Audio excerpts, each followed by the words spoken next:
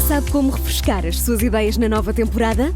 Esta primavera faça upgrade à sua lista de podcasts. Fique sempre à frente da história e garanta hoje acesso antecipado aos Podcast Plus do Observador. Agora, com 20€ de desconto. Assine em observador.pt.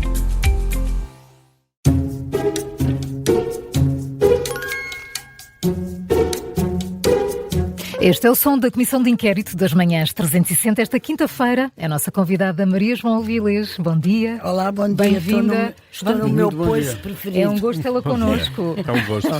Mas o meu também é um poiso que eu gosto muito. São 5 perguntas. Por cada resposta certa recebe 5 pontos. Se pedir ajuda e acertar 2, e se não acertar não recebe nada. E o que é uma resposta certa? Já vai ver. Bom. Esta semana, só para ter uma ideia, Bernardo Blanco, da Iniciativa Liberal, fez 22 pontos e ontem Pedro Neves da Sousa, do PSD, fez 9. Portanto, isto é Se não vou pôr 0, exatamente. Não, seguramente que não. Maria João, vamos lá. Quem disse não quer viver num país em que se acha que uma entidade pública deve ter opinião sobre as perguntas que um jornalista faz? É muito recente. Tem pouco mais de algumas horas, não é? 2 dias, talvez. 2 dias, bem. Oh, diabo. Não quer viver num país em que se acha que uma entidade pública deve ter opinião sobre as perguntas que um jornalista faz nas entrevistas. Não sei. Quem era a entidade pública que se referia a essa pessoa? Era a ERC. Sobre o caso... Não. José Rodrigues foi dos o Santos. José Rodrigues dos Santos. Claro. Quer alternativas? Quer Ajuda? Quero, Vamos claro. lá. Rui Rocha, José Rodrigues dos Santos ou José Pedro Aguiar Branco? Quem é que disse isto? Foi há 2 dias, Há 2 dias. num debate precisamente sobre os mídia no Parlamento. Foi mesmo José Pedro Aguiar Branco. Não, se as pronunciou pessoas vão sobre pensar que eu sou eletricista. Não. Ou pianista. Não sei. Não. José Pedro Aguiar Branco. Não sei. Sabe, eu vou dizer, é que há tanto ruído. Claro, tanto.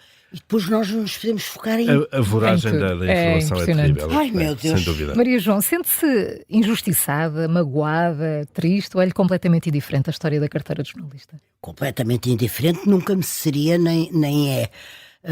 Injustiçado é uma coisa que é para grandes casos, que não é o meu caso, que é quase ridículo, e nós conhecemos tanta gente injustiçada que eu nunca me atrevia. Eu penso que se trata de qualquer coisa que tem que ter um caráter pessoal por uma razão exclusiva, porque eu não vejo o mesmo afã, o mesmo afinco, a mesma permanência nesta questão com colegas nossos que, por qualquer razão, que não me interessa, são livres de... não têm carteira. E até admito mesmo mais que se eu estivesse a entrevistar qualquer pessoa que não fosse do centro-direita, que talvez não tivesse o mesmo afã e o mesmo afinco. Se eu estivesse a fazer uma entrevista, não sei, a alguém do centro-esquerda ou da António Costa esquerda. ou... Exatamente. Nuno Santos. Exatamente. Não penso, porque foi tão patente... aliás, acho que mal a entrevista começou, esse tipo de afã e de afinco também começou. Foram 2 coisas paralelas. Enquanto eu estava no ar entrevistando o Sr. Primeiro-Ministro, havia já... e isso é que me fez juntar os pontos, 2 pontas. Mas pronto... a minha vida continua. Eu aqui estou E ainda bem. contente logo de manhã. Mas compreende as críticas ao facto de ser demasiado confortável para o Primeiro-Ministro ter alguém do seu espaço político a entrevistá-lo? Ouça. Então, tem que perguntar aos 8, se não se importa, tem que se perguntar se todos os jornalistas que entrevistaram conotados, se quiser, assim como eu não sou conotada com a esquerda, eles que não são conotados com a direita, se sentiram confortáveis, e os políticos também se sentiram confortáveis, entrevistados por ministros de centro-esquerda nos últimos 8 anos. Quer dizer, não há aqui a regra do jogo não me parece, mas nunca pareceu, devo dizer, não é de agora, nunca me pareceu que fosse exatamente a mesma atenção, o mesmo tal afinco, quando se trata de cuidar, ou de olhar, ou de observar, ou de analisar tudo o que rodeia os edifícios do centro-direita e as pessoas que lá vivem, edifícios no sentido alegórico, e do centro-esquerda. Há 2 pesos e 2 medidas? Acho que muito, não acho que esteja que a regra do jogo esteja estanque e paralisada, mas acho que há naturalmente 2 pesos e 2 medidas. Por exemplo, eu ouço permanentemente frases como por exemplo, Luís Montenegro não quis responder no G20 à pergunta das pensões, refugiando-se atrás do G20 para não responder sobre as pensões. Isto é uma maneira de colocar a questão que é à partida enviesada, quando eu, como cidadã e como jornalista, defendo que uma pessoa, que um político, quando está em representação internacional do seu país a discutir temas e objetivos e coisas importantes para o seu país, não pode estar a ser desviado para a política interna. A menos que o próprio tenha a iniciativa de fazer comentários sobre política Não, nacional. com certeza, é evidente, claro. mas também não costuma regra. acontecer. Não costuma acontecer muito. Eu não sei, não tenho ideia. Sim, às vezes dizem que não e Dizem que fazem não e qualquer acabam por referência. fazê-lo. Mas sim. Não, sim, o mas- nosso presidente mas a sim, regra é essa. porque o nosso Não presidente resiste. parece que anda num escorrega, com todo o respeito que tenho, que anda num escorrega, lá vai para qualquer Não coisa. resiste a isso. Muito bem, Maria Vamos João, ver. vamos com 0 pontos, mas vamos agora vai correr melhor. Ainda há 20 pela frente. Exato, e vamos começar por fazer uma viagem no tempo, aliás, como fez aí no seu Eu Estive Lá. Vamos até 75, o célebre debate entre Soares e Cunhal na RTP no início de 75. Foi assim uma espécie de aperitivo, de aquecimento para o 25 de novembro que aí vinha. Aperitivo é pouco. Foi um tónico. É verdade. A pergunta é, quem moderou esse debate? O José Carlos Megre? Não. Sim. Sim, e outro jornalista. outro jornalista. Que fumava imenso. Fumavam imenso. Fumavam os dois. Fumavam os dois Em imenso. estúdio. Os meus filhos, quando veem aquelas imagens, Ninguém acham que estão em acredita que é Marte. possível. Chocadíssimos, não é? É verdade. Acham que estão em Marte. Mas havia um outro. Havia. Havia barba, Sim. mais forte, que mais tarde fez programas com apanhados. Fez programas que Com apanhados. Os apanhados Candid Camera. E foi, E foi porta-voz. diretor, foi Eu acho que porta-voz, foi diretor foi do porta-voz presidente. e diretor de tal e qual e porta-voz do presidente Ramalhianos, não o foi? Joaquim Letriano. Exatamente. Certíssimo, foram os dois. Não teve ajuda nenhuma nesta. Nada. Não, foram 5 pontos. Não, eu estou quase a pensar em pedir como é que é a escusa. Não, mas é curioso que a Maria João lembrava-se do Zé Carlos Logo. Megre. Eu lembrar-me primeiro Mas do o Joaquim Joaquim Letriano. Letriano. eu sei, Eu acho porque que é um bocadinho geracional também, talvez. Não tem a ver com geração, é porque eu funcionava, tinha uma pequena tertúlia onde o Zé Carlos e eu estávamos, e portanto isso aproximámos e foi imediato o da debate, cabeça exato. esse nome, sim. Claro. Como é que foi viver estes tempos? Como é que era estar lá enquanto as coisas estavam a acontecer? Fazia-se história ali, história Exato, fazia-se história à séria. não a pequena política não, nem a dos dias de espuma dos hoje. dias.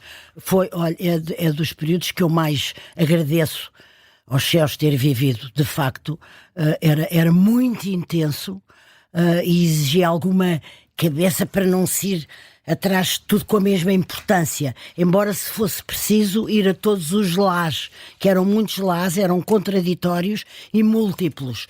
Eu lembro-me que eu estava no Expresso e que o Dr. Pinto Balsemão teve uma ideia genial, que eu não sei se vocês sabem ou que alguém que me esteja a ouvir da minha geração se lembre. Ele inventou o Expresso Extra, que saía à quarta-feira, durante uns largos meses, em 75. Havia um outro expresso que saía à quarta-feira chamado Expresso Extra, porque o que a gente escrevia se põe à segunda, à quarta de manhã não podia ser lido. Não podia esperar por Ou sábado. mesmo às vezes já na quarta à noite. Claro. E depois e então, para dar vazão a tudo o que de facto sabíamos, era uma ótima equipe que chegava com a jojada, com mochilas e mochilas de informação, e aquilo que ajudou imenso a que o Expresso estivesse na primeira linha a informar o país, o facto de haver 2 jornais por semana. Por outro lado, este debate durou mais de 3 horas e meia em direto. Hoje era impensável. Mas era impensável também a um ponto, como se a gente quisesse que eles voassem. É preciso ver, primeiro, havia um canal de televisão. Segundo, a informação não era, como eu dizia há pouco, permanente, quase um carrossel a girar de informação. E depois o momento, ou até devia talvez eu ter começado por isso, o momento era de tal maneira polarizado e entre o expectante, o ansioso, o preocupado, o indignado, o esperançoso, que as pessoas ficaram naturalmente sentadas a ouvir. Também não era muito comum debates políticos com aquela intensidade. Mesmo debates políticos havia, mas de repente quando se apanhou o Dr. Álvaro Cunhal, o Dr. Soares ali, se houvesse na altura, teria sido interessante ver que número de pessoas é que percentagem é que abandonou. Claro. Porque, Mas hoje temos muito tempo para o comentário, ou seja, muitas vezes até os comentários nas televisões ultrapassam o tempo das entrevistas. Como é que olha e dos debates? E depois acontece a mesma coisa. Se uma estação quando se começou com o comentário, todas as estações tiveram que ir atrás, nenhuma ousou, se quiser, ou outra fórmula, ou outro figurino, ou outra atitude, não sei. Não estou de maneira nenhuma a responsabilizar, estou a analisar. E, portanto, nós agora temos, e agora apareceu um novo canal, e, portanto, nós temos quase a mesma coisa permanentemente dita por mesas de colegas nossos diferentes. Eu admito que isso, e muitas vezes, como bem disse, que ultrapassa até em tempo, em importância, em substância, aquilo que a pessoa disse. Parece que o prato principal é o comentário. É o comentário, exatamente. E eu tenho medo que isso afasta ou amoleça ouvintes pelo excesso e pela repetição. O cansaço, não é, Fadinha? Maria João é uma mulher muito versátil, gosta também muito de futebol, não é? Uma adepta do futebol e do Benfica. Agora lá vai. Que lhe fica quem muito é que bem. marcou o gol em 1977? É por aí, é por aí. Ai, não vou dizer, não. Qual eu é... vou sair daqui chumbado. Não vai nada. Qual é o maior goleador estrangeiro de sempre do Benfica? Não sei. Estrangeiro. Então vamos à ajuda. Jonas, Mats Magnussen ou Oscar Cardoso? Ai, não sei. Então arrisque. Pode ser que tenha sorte. Não gosto de arriscar quando não sei, porque parece uma pateteira a arriscar. Podia ser, olha, estou-lhe a dar os três. Estou-lhe a dar os três. Eu não conheceria nenhum destes, portanto. Está-me a dizer que não é do Benfica ou não gosto não percebe nada de não ligo. Estes são os três maiores goleadores estrangeiros do Benfica, portanto nunca falhará muito, nunca fica muito fora de uma resposta certa. Mas há um que é mais goleador, que os outros. Mas estrangeiro, não é? Estrangeiro. E que marcou 172 golos. É o Magnussen. Não, foi o Cardoso, o Oscar Cardoso. Que nem parece estrangeiro pelo nome, não é? Não. O Paulo a descobrir. Famosíssimo. Também se marcam golos na política, Maria João Vila. Então não marcam, caramba. Então, e quem é o maior goleador da política portuguesa? Quem é que não falha com a baliza aberta?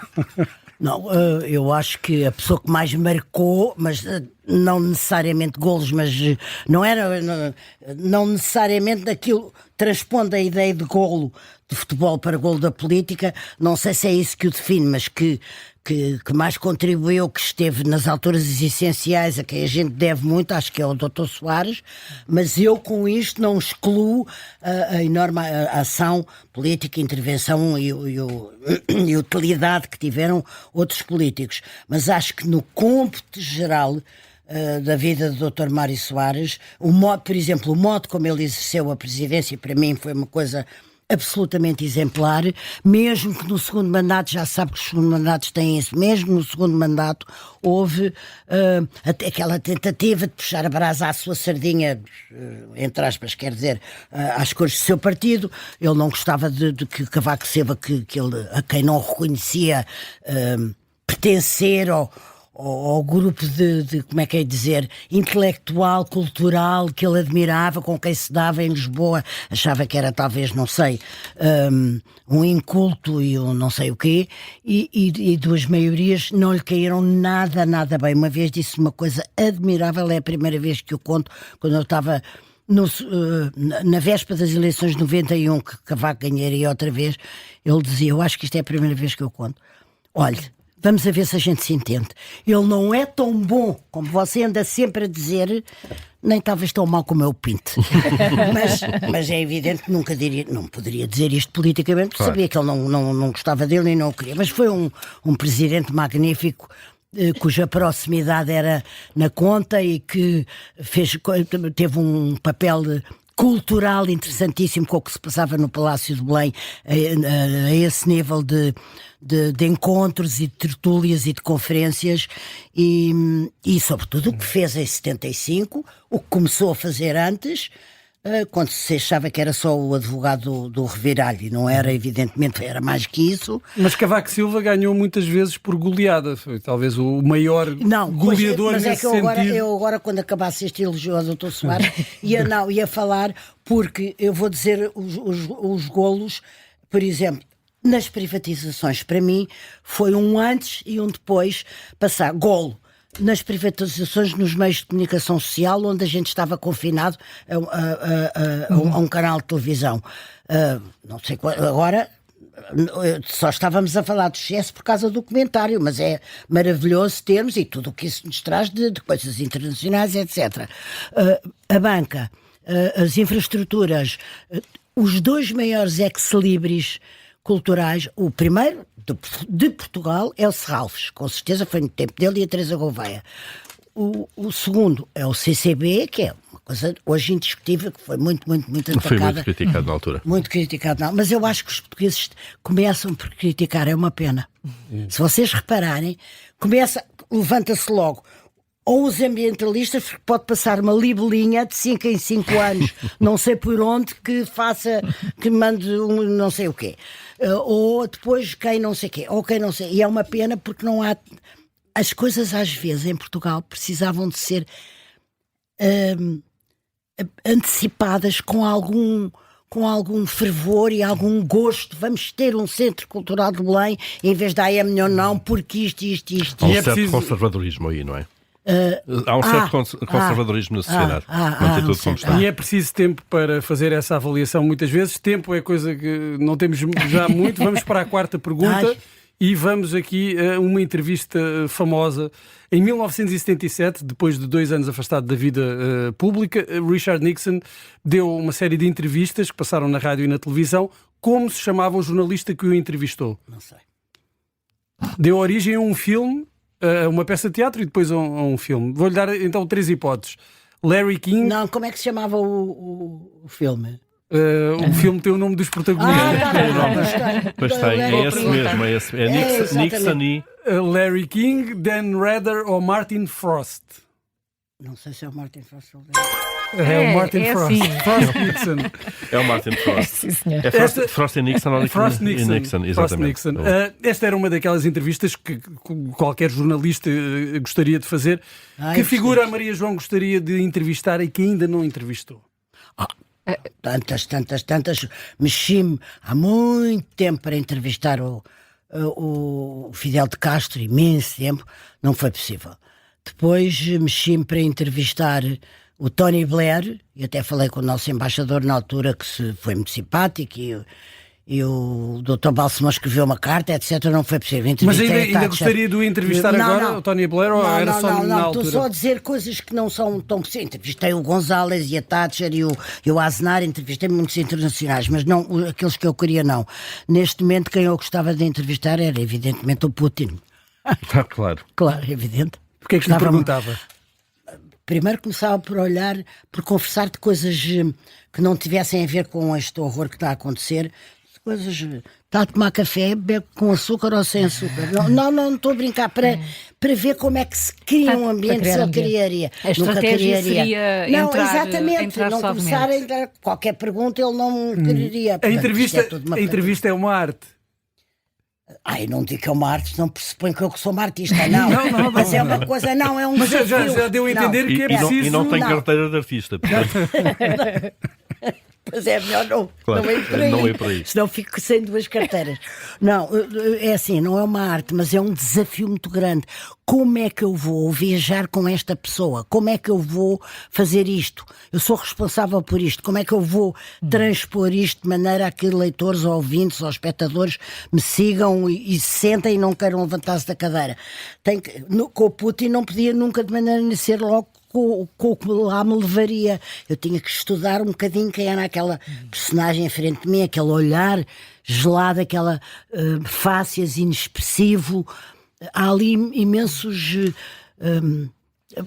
pontos passíveis de se ir por ali até ir ao terreno mesmo. Claro, Maria gostava imenso de fazer isso. E eu sei que é mais impossível, que eu também agora começar a voar. Vamos à última questão. Estamos com 10 pontos. Maria João já trabalhou. Alguém teve 9? 9 e também já houve quem tivesse 8. Não, calma, não. Eu tenho mais vergonha, eu disse tudo. Porque realmente posso não ter ouvido essa história. Do Presidente do Parlamento. Tenho mais vergonha do Benfica. Entrevistei mandato de treinadores, o Jorge, não sei o que. Há tantos goleadores no Benfica que podia ser mais interessante. É um clube de grandes goleadores. Vamos lá então à última questão. Maria João já trabalhou numa mão cheia trabalhou e trabalha e colabora com órgãos de comunicação social. Escreveu para 2 jornais que a dada altura rivalizaram com a transferência de uma parte da equipa para fundar um novo projeto. Estamos aqui a falar do Expresso e do Público. E a pergunta é: em que ano foi fundado o Jornal Público? Não sei de todo. Sei que eles foram e que eu fui muito depois. Exatamente. Eu fui a última, exato. E eles, Vicente Jorge Silva, José Manuel Fernandes, Jorge Veman, claro. 90. 1990. uma boa forma de colocar. 1990. Deixa-me só dizer uma coisa. E depois voltei para o Expresso e não me posso esquecer que o Dr. Balsemão dizia: tu realmente, como quem diz, és a única pessoa que saiu e entrou. E depois, porque há essa política muito. Ouvi essa política no Corpo Impresso. Olha, eu vou dizer uma coisa. Eu não sou nada saudosista, nem olho, nem choro leite derramado, nada. Eu tenho uma enorme saudade do Expresso, do tempo do Expresso, da direção do Dr. Balsemão e de uma coisa. O professor Marcelo Rebelo de Sousa, que estava lá, deu todos os poderes no mais nobre sentido da liberdade ao Vicente Jorge Silva e meios, e ele fez aquilo que durante muito tempo foi considerado em Portugal o melhor que havia, que era a revista do Expresso.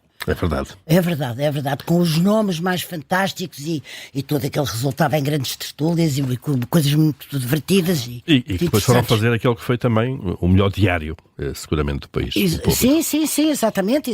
Mas que havia ali muita qualidade. Muito bem, Maria João Vilés, chegamos ao fim, não é? 15 pontos. 15 pontos. Que horror, eu tenho pedido desculpa talvez ao doutor Aguiar Branco e à direção do Benfica. Maria João Vilés, muito obrigada por ter aceitado o convite. É sempre um gosto tê-la connosco. Eu gostei imenso, adoro o poiso. Muito obrigada. Obrigado.